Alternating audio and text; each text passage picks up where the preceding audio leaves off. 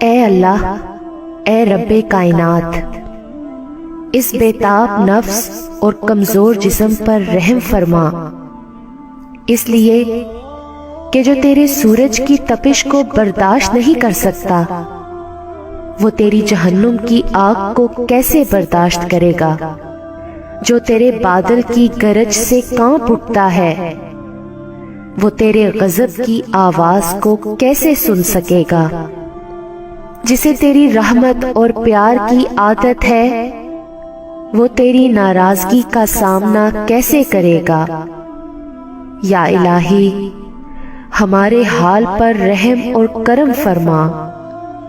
یا پروردگار، تجھ سے سوال ہے ایسی زندگی کا جو تیری رضامندی کے حصول اور تیری فرما برداری میں بسر ہو۔